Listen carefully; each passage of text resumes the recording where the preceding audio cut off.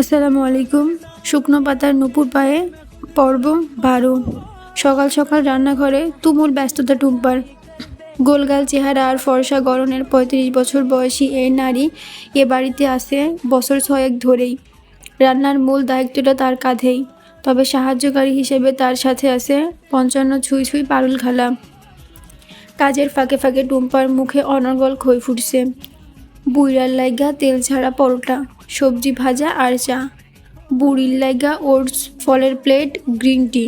বুড়ির বড় পোলার লাইগা স্টাফড অমলেট, চিকেন সসেস আর কফি। বুড়ির নাতি খাইব double chicken sandwich, cheese omelette, hash brown আর 1 গ্লাস জুস। বুড়ির নাতনি ফ্রেঞ্চ টোস্ট, সসেস, দুধ। বুড়ির পারুল খালা এতক্ষণ রান্নাঘর ঝাড়ু দিচ্ছিল। হাতে থাকা ঝাড়ুটা একপাশে রেখে পারুল খালা ধমকে শুনে বলে উঠল, আইসা হুনলে ঘাড় ধইরা বাহির করব তোরে। বিরক্তিতে মুখ ঝামটা মেরে বলল টুম্পা, তুমি চুপ করো তো খালা। প্রতিদিন এক একজনের লাগে এক এক পদের খাবার বানাইতে আর ভালো লাগে না। সকাল সকাল উইঠা একটা জিনিস রাইন্দা দিমু, সবাই হেডা খাইব তা না। ওগোর এক একজনের পেটে এক এক রকম জিনিস ঢুকান লাগবো। তাও তুই এডির নাম মুখস্থ করিতে পারস, আমি তাও তো পারি না। তুই না থাকলে যে কেমনে কি করতাম। হন্তদন্ত হয়ে কিচেনে পা রাখলো ঝিলমিল। চোখে মুখে রাজ্যে তাড়াতাড়ি। ও টুম্পা আন্টি, তাড়াতাড়ি আমাকে কিছু একটা বানিয়ে দাও তো। পেছন ফিরে ঝিলমিলকে দেখে টুম্পা অবাক, তুমি এইখানে এত সকালে? হ্যাঁ, জলদি কিছু একটা বানিয়ে দাও। কি বানামু? বারিশ চাচুর জন্য কিছু একটা বানিয়ে দাও। সকালে উনি কি খান? দ্রুত কিছু একটা রেঁধে দাও। আর শোনো, একদম বলবে না এটা তুমি বানিয়েছো, বলবে এই রান্নাটা আমি মানে ঝিলমিল করেছে। ওকে, এখন চটজলদি হাত চালাও। টুম্পার কণ্ঠে এবার একরাশ কৌতূহল। এখন তো সবার জন্য রানমু, ছোট ভাইয়েরটাও রানমু, কিন্তু তোমার এত অস্থির লাগতেছে কেন? পরে বলবো, আগে রান্না করো, ওনারটা আগে করো, মনে থাকে যেন, ক্রেডিট কিন্তু আমার। কথা শেষ করে ঝিলমিল দ্রুত পায়ে পেছন ফিরতেই শক্ত কিছুর সাথে ধাক্কা খেলো। সঙ্গে সঙ্গে নাকে ঠেকলো টম ফোর্ড পারফিউমের অতি চেনা সেই কড়া সুবাস। দুপা পিছিয়ে মুখ তুলে সামনে দাঁড়ানো পুরুষটিকে দেখা মাত্রই পায়ের নখ থেকে মাথার চুল পর্যন্ত বৈদ্যুতিক তরঙ্গ খেলে গেল ঝিলমিলের শরীরে। বারিশ এক পলক ঝিলমিলের দিকে তাকিয়ে আরেক পাশে সরিয়ে দিল। তারপর টুম্পার দিকে তাকিয়ে তার গম্ভীর নির্দেশ, টুম্পা, আপনি আপাতত কিচেন থেকে বের হন। পারুল খালার দিকে চোখ ফেরাতে যোগ করলো, খালা আপনিও। পারুল খালা কিছুটা থতমত খেয়ে উঠলেন। কিন্তু কেন বাবা? ঝিলমিল আমার জন্য খাবার তৈরি করবে। ও মা, কেন? ঝিলমিল কেন করবে ভাইজান? আমরা তো আসি। আমরা। বারিশের কণ্ঠে এবার খানিকটা কঠোরতা। আমি আপনাদের যেতে বলেছি, বের হন এখান থেকে। টুম্পা আর পারুল খালা একে অপরের দিকে তাকালো। ঝিলমিল চোখের ইশারায় যেতে নিষেধ করলো, তবে বারিশের দিকে তাকিয়ে আর দাঁড়িয়ে থাকলো না তারা, চলে গেল। রান্নাঘর থেকে তারা বেরিয়ে যেতে পেছন পেছন বারিশও খানিকটা এগোলো। ঝিলমিল এই সুযোগে দ্রুত পায়ে এসে টুম্পার হাতটা চেপে ধরলো, ফিসফিসিয়ে বলল, দাঁড়াও, উনি সকালে কি খান? চটজলদি। টুম্পা উত্তর দিল, 2টো সানি সাইড আপ ডিম, মাল্টিগ্রেইন ব্রেড টোস্ট আর চিনি ছাড়া ব্ল্যাক কফি। টুম্পা, আপনাকে চলে আসতে বলেছি। বাইরে থেকে বারিশের গমগমে কণ্ঠস্বর ভেসে আসতে সময় লাগলো না। ভয়ে টুম্পা আর এক মুহূর্ত দাঁড়ালো না। বারিশ পুনরায় কিচেনে প্রবেশ করে ভেতরে থাকা ছোট ডাইনিং টেবিলের চেয়ারটায় গিয়ে বসলো। পকেট থেকে ফোনটা বের করে স্ক্রিনে ডুব দিল সে। বারিশের ঠিক সামনে গিয়ে দাঁড়িয়ে বলল, আপনি কিন্তু এবার বাড়াবাড়ি করছেন। ফোনের পর্দা থেকে চোখ না সরিয়েই বারিশের নির্লিপ্ত জবাব, তাহলে চলো, তোমাকে তোমার বাড়ি রেখে আসি। এটা কেমন কথা? ওরা থাকতে আমি কেন এসব করতে যাব? তাহলে কি ওদের কাছ থেকে বরখাস্ত করাবো? আচ্ছা, আমি ওদের ডেকে বলে দিচ্ছি, কাল থেকে ওরা যেন এ বাড়ির কোনো কাজে হাত না দেয়। চেয়ার ছেড়ে বারিশ উঠে দাঁড়াতে নিলেই ঝিলমিল তড়িৎ বেগে তার শক্ত বাহু চেপে ধরল। থাক, ওদের রিজিকে হাত দিয়েন না, বানাচ্ছি আপনার খাবার।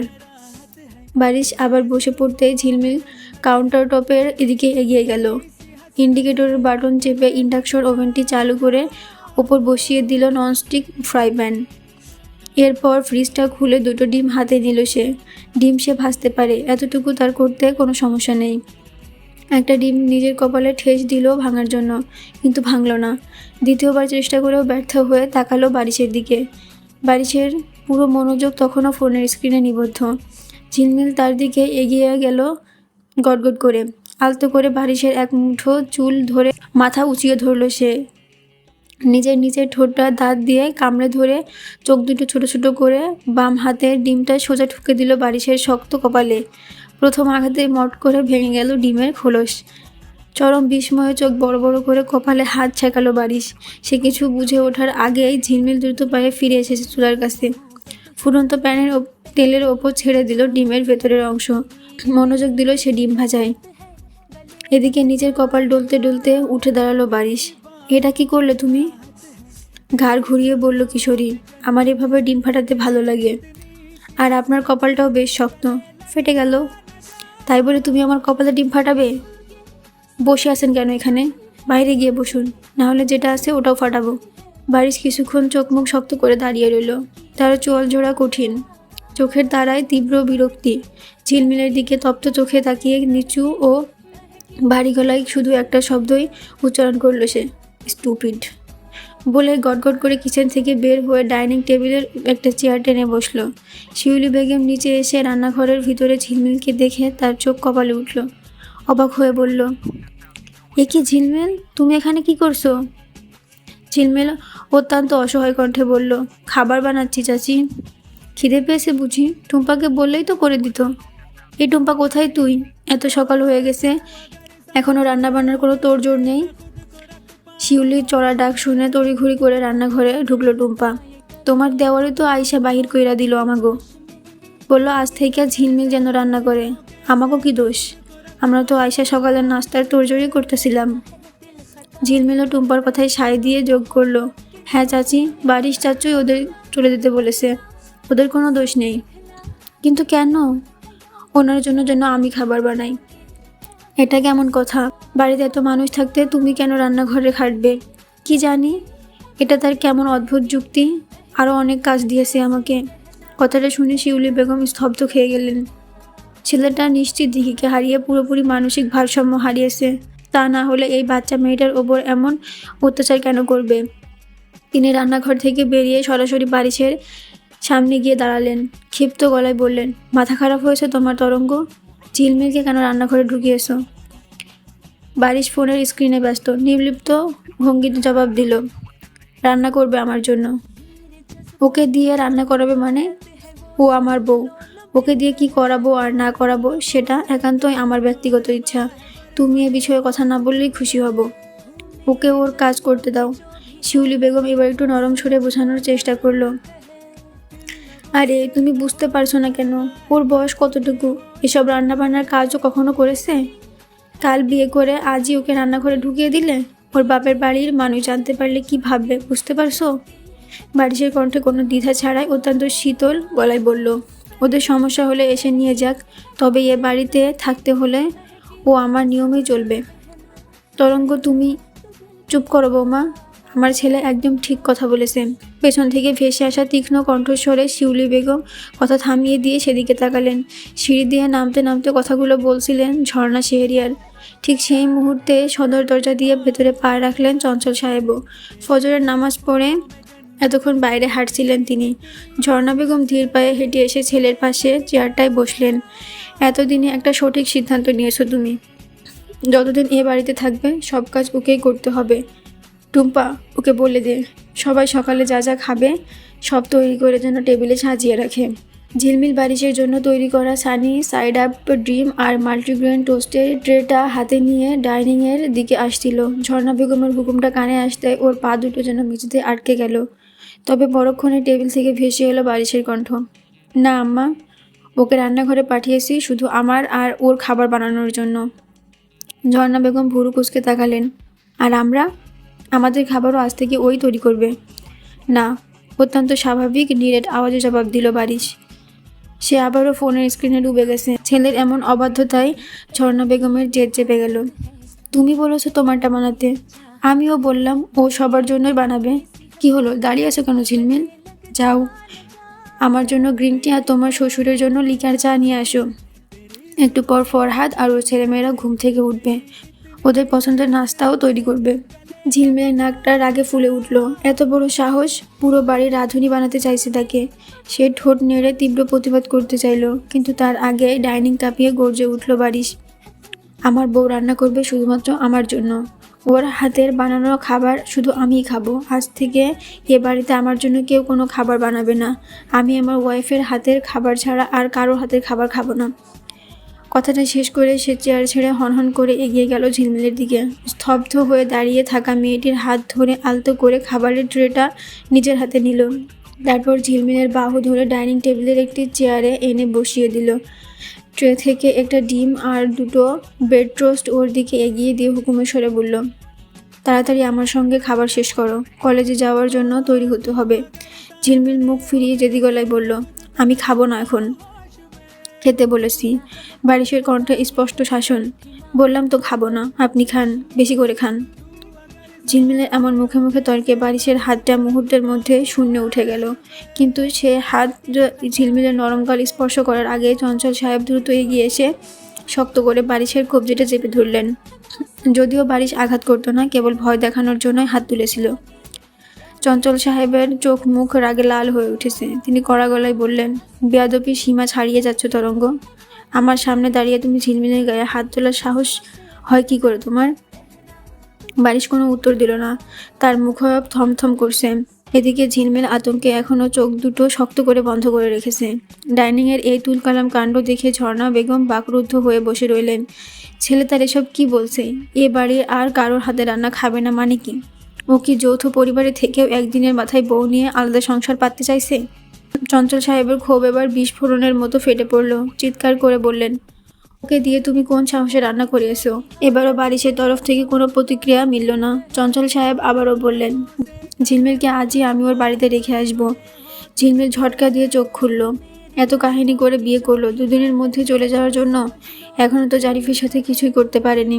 চেয়ার ছেড়ে তড়িৎ বেগে উঠে দাঁড়িয়ে মাথা নেড়ে ব্যাকুল হয়ে বলল কিশোরী, না না না, আমি কোথাও যাব না। চঞ্চল সাহেব দৃঢ় গলায় বললেন, এখানে তুমি ভালো থাকবে না। অযথাই কিছু মানুষ তোমাকে কষ্ট দেবে। ভেবেছিলাম ওপরওয়ালার ইচ্ছেতেই এই বিয়েটা হয়েছে। যা হয় মঙ্গলের জন্যই হয়, কিন্তু আজ আমার ভুলটা ভেঙেছে। আমি তোমার দাদিমার সাথে কথা বলে সব ব্যবস্থা করছি। না দাদা ভাই, প্লিজ, আমি যাব না, এখানেই থাকবো। আমার ওনার জন্য রান্না করতে একটু আপত্তি নেই।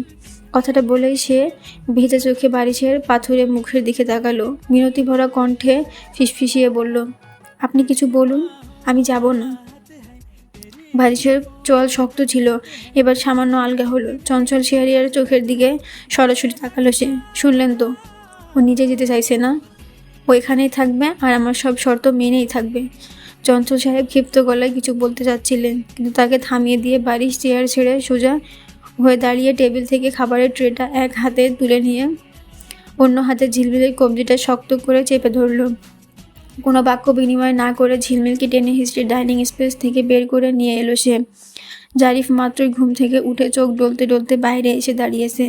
ঘরের ভিতর এত বড় তুলকালাম ঘটে গেছে, সে কিছুই টের পায়নি। সে একরাশ অবুঝ বিস্ময় নিয়ে তার চাচা আর নতুন চাচির টানা হেসড়ার দিকে ফ্যাল করে তাকিয়ে রইল। নিজের রুমে ঢুকেই বাড়ির সশব্দে দরজাটা আটকে দিল।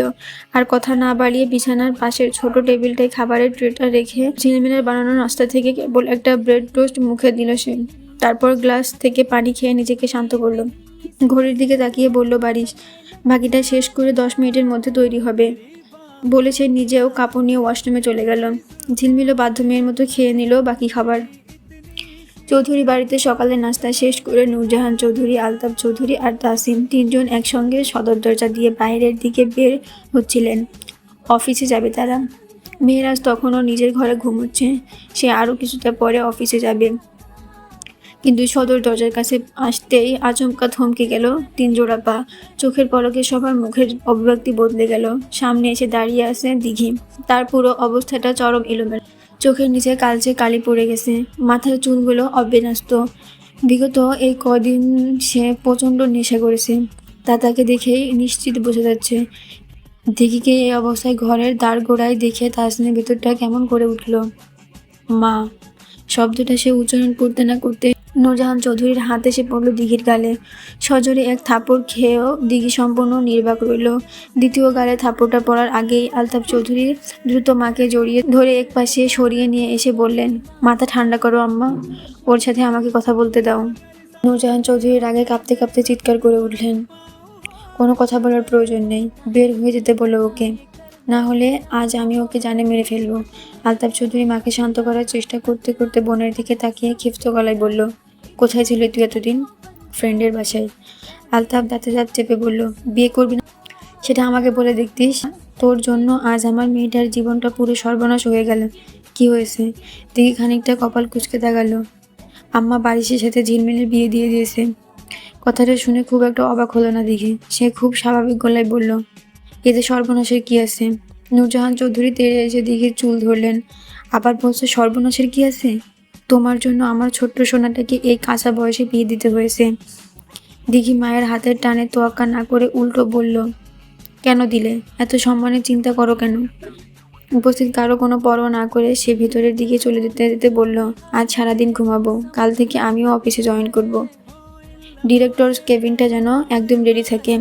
এই মেয়ের খামখেয়ালিপনা আর কথার কোনো পাত্তাই দিলেন না নূরজাহান চৌধুরী। আলতাফ চৌধুরীও মুখ ফুরিয়ে নিলেন, কারণ তারা ভালো করেই জানেন এই মেয়ের কথাবার্তার কোনো আগামাথা নেই, কোনো ঠিক ঠিকানা নেই। তারা দুজনেই চলে যেতে লাগলেন। তবে ঠায় দাঁড়িয়ে রইল তাহসিন। তার স্থির দৃষ্টিটা তখনও দিঘির চলে যাওয়ার দিকে নিবদ্ধ। গাড়িতে বসে স্টিয়ারিংয়ে হাত রেখে ঝিলমিলের জন্য অপেক্ষা করছিল বারিশ। সদর গেটের দিকে তীক্ষ্ণ দৃষ্টি দিতেই দেখলো দ্রুত পায়ে এগিয়ে আসতে মেয়েটা। সে গাড়ির ভেতর থেকে হাত বাড়িয়ে পাশের দরজাটা খুলে দিল। ঝিলমিল ভেতরে আসতেই বারিশের চোখ পড়ল ওর মাথার দিকে। চুল বাঁধা একদমই গোছানো হয়নি। মেয়েটা সিটে এসে বসতেই বারিশ সোজা প্রশ্ন করলো, চুলের অবস্থা এমন কেন? ঝিলমিল একটা দীর্ঘশ্বাস ফেলে বিষণ্ণ গলায় বলল, দাদিমা তো নেই, আমার চুল সবসময় দাদিমাই বেঁধে দিতেন, নিজে তো ঠিকঠাক পারি না। আচ্ছা আমি আমাদের বাসায় গিয়ে দাদিমার কাছ থেকে চুলটা বাঁধিয়ে আসবো? না থাক, উনি মনে হয় এতক্ষণে চলে গেছেন। বলতে বলতে ঝিলমিল আর চোখে খেয়াল করলো নিজের বাড়ির কথা উচ্চারণ করতেই বারিশের মুখভাব মুহূর্তের মধ্যে শক্ত হয়ে উঠেছে। চোখের সে কঠিন ভাব দেখে সে নিজেই চট করে কথা কাটিয়ে নিল, চলুন দেরি হয়ে যাচ্ছে। পুরো প্রসঙ্গটাই বদলে ফেললো সে। বারিশ আর কোনো কথা না বাড়িয়ে গাড়ি স্টার্ট দিল। পুরো রাস্তায়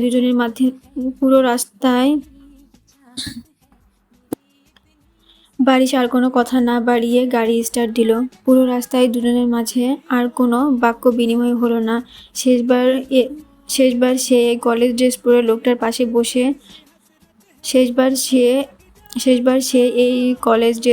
লোকটার পাশে বসেছিল বিয়ের আগে। তখনও সে দুর্কল্পনাতেও, আমাদের থেকে কি তোমার ওই সম্মান এতই বড়? এবার নূরজাহান চৌধুরী আরও রেগে গেলেন।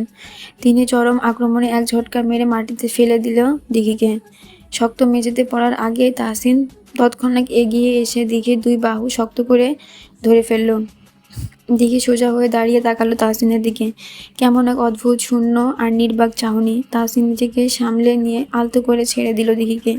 দিঘিও আর এক মুহূর্ত সেখানে দাঁড়ালো না। উপস্থিত কারো কোনো পরোয়া না করে সে ভেতরের দিকে চলে যেতে যেতে বলল, আজ সারাদিন ঘুমাবো, কাল থেকে আমিও অফিসে জয়েন করব। ডিরেক্টরস কেবিনটা যেন একদম রেডি থাকে। এই মেয়ের খামখেয়ালিপনা আর কথার কোনো পাত্তাই দিলেন না নূরজাহান চৌধুরী।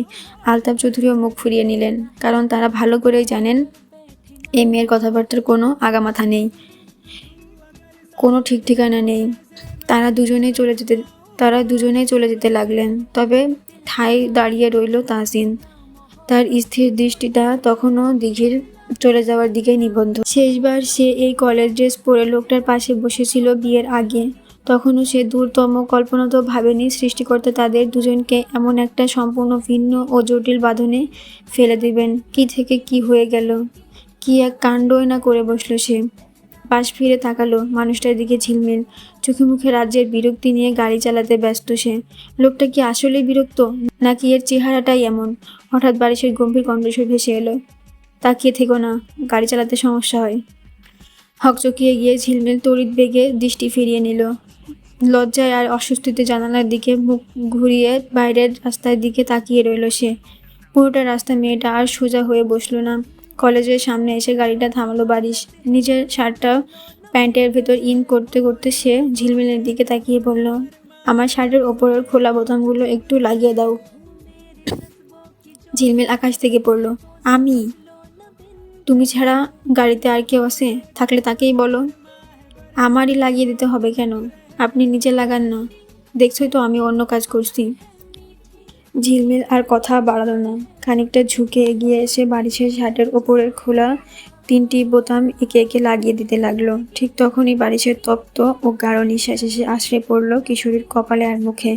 এক অদ্ভুত শিহরণে চোখ তুলে স্বামীর দিকে তাকালো ঝিলমিল। কাছ থেকে বারিশের চোখ দুটো অদ্ভুত সুন্দর আর গভীর লাগছিল, যার ভেতরে এক ধরনের সম্মোহনী ক্ষমতা লুকিয়ে আছে। নজরকাড়া এই সুদর্শনের এত কাছাকাছি এসে কেমন যেন দম বন্ধ করা অস্বস্তি হতে লাগলো মেয়েটার। সে মুখটা অত্যন্ত অসহায় করে ফিসফিসিয়ে বলল, আপনি তো চাচ্চু। হোপ। ঝিলমিল তড়িঘড়ি করে নিজের সিটে সরে এলো। বারিশ নিজের চুলগুলো হাত দিয়ে পেছনের দিকে ঠেলে দিয়ে চশমাটা পরে নিল। মুহূর্তের মধ্যে বারিশের এই রূপান্তর দেখে ঝিলমিল আর দেরি না করে গাড়ি থেকে নেমে সোজা নিজের ক্লাসের দিকে চলে গেল। আর বারিশ গাড়ি পার্ক করে চলে গেল ডিরেক্ট অফিসের দিকে। সেখানে উপস্থিত অন্য শিক্ষকদের সাথে দু একটা কথা বলে সে নিজের ডেস্কটায় গিয়ে বসল। আমাকে তো কিছু জিজ্ঞেস করলেন না স্যার? হঠাৎ মেয়েলি কণ্ঠস্বরের আওয়াজে বারিশ পাশ ফিরে তাকালো। সম্পূর্ণ অচেনা এক যুবতী দাঁড়িয়ে আছে।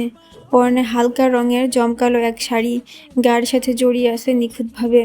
মাথার চুলে কৃত্রিম রঙের ছোঁয়া, আর হাতে 1 কাপ ধোয়া ওঠা কফি। বারিশ কিছুটা দ্রুত বজায় রেখে অত্যন্ত মার্জিত স্বরে বলল, আই এম সরি, আপনাকে আজ প্রথম দেখছি। মেয়েটা মৃদু হেসে জবাব দিল, আসলে আমি এখানকার নতুন জয়েন করা ম্যাম। আজই আমার প্রথম দিন, তাই সবার সাথে একটু পরিচিত হচ্ছি। আমার নাম পরিণীতা জামান, সবাই আমাকে পরি বলেই ডাকে। আমি কলেজ সেকশনের ম্যাথমেটিক্সের লেকচারার হিসেবে অ্যাপয়েন্ট পেয়েছি। বারিশ মাথা নেড়ে সংক্ষেপে নিজের পরিচয় দিল।